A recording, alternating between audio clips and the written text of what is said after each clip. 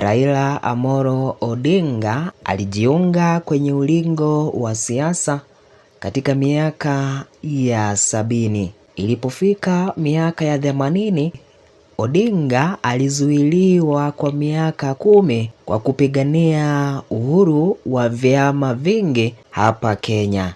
Mwaka wa 82, Kenya ilikuwa na uhuru wa kuwa na vyama zaidi ya kimoja. Ndipo tukapata vyama kama KANU ambacho ni chama kilichoanzishwa na Jaramogi Oginga Odinga wakishirikiana na James Gishuru, lakini pia Tom Mboya. Chama cha Ford Kenya ambacho pia kilianzishwa na watu 6 akiwemo Jaramogi Oginga Odinga, Philip Gachoka, Ahmed Bamaharis, Salim Ndamwe, Mashinde Murilo na George Ntenge.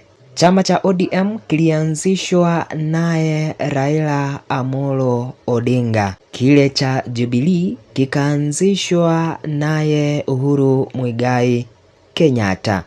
UDA kikaanzishwa na Rais William Samoei Ruto.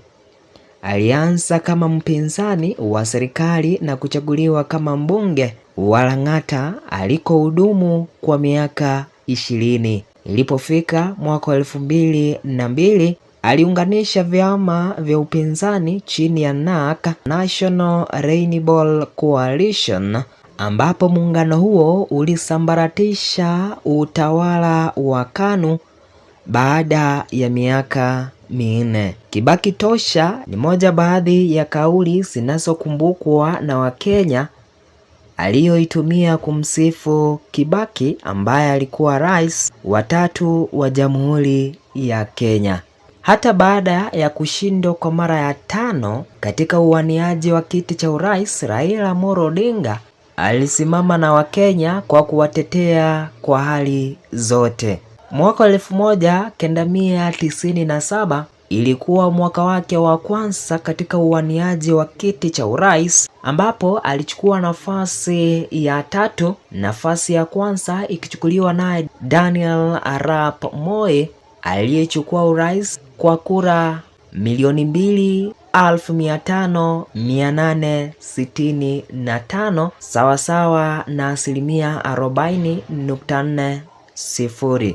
Nafasi ya pili kwenye mwaka wa 1997 ilichukuliwa naye Mwai Kibaki kwa kupata kura 1,900,000. Raila Amolo Odinga alichukua nafasi ya 3 kwa kupata kura 666,886 sawasawa na 10%. Ilipofika mwaka wa 2007, Mwai Kibaki alichukua nafasi ya kwanza kwa kushinda urais kwa kura 4,500,000. Raila Amolo Odinga alichukua nafasi ya pili kwa kupata kura 4,300,000, lakini Kalonzo Musyoka alichukua nafasi ya 3 kwa kupata kura 1,800. Ilipofika mwaka wa 2013, Uhuru Muigai Kenyatta ambaye ni mtoto wa Jomo Kenyatta alichukua urais kwa kushinda na kura 6,100,000 ambayo ni sawasawa na 50%. Raila Amolo Odinga alichukua nafasi ya pili kwa kupata kura 5,300,000. Ilipofika mwaka wa 2017, uchaguzi ulifanyika ambako Uhuru Muigai Kenyatta alichukua nafasi ya kwanza kwa kushinda na kura 8,200,000 ambayo ni sawasawa na 54.17. Raila Amolo Odinga alichukua nafasi ya pili kwa kupata kura 6,800,000 sawasawa na 44.9%. Raila Amolo Odinga alidai kuwa Uhuru Muigai Kenyatta ameiba kura, kitu ambacho kilimlazimisha ambaye ni Chief Justice kwa wakati huo aliyekuwa David Maraga, kwa kusema kwamba uchaguzi huo ukatupiliwe mbali na kurudiliwa kwa mara ya pili. Uliporudiliwa kwa mara ya pili, Uhuru Muigai Kenyatta alichukua urais kwa kushinda na kura milioni 7.4.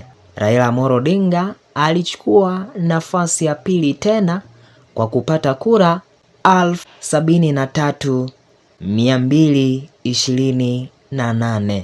Mwaka wa 2022, Rais William Samoei Ruto alichukua nafasi ya kwanza kwa kupata kura milioni 7.1, ambayo ni sawasawa na 50%. Raila Amolo Odinga alichukua nafasi ya pili kwa kupata kura milioni 6.9, ambayo ni sawasawa na 48%. Baada ya kushindwa kwa mara ya tano, alibakia kuwa upinzani mpaka kufikia mwaka 2024 alipojiunga na serikali ya Kenya Kwanza chini ya Broad Based Government. Tarehe 15 mwezi wa 10 mwaka 2025 asubuhi na mapema, Raila Amolo Odinga alithibitishwa kuiaga dunia akipokea matibabu nchini India, ambako amefariki akiwa na miaka 80 peke yake. Hiyo ni historia fupi ya aliyekuwa Prime Minister wa Kenya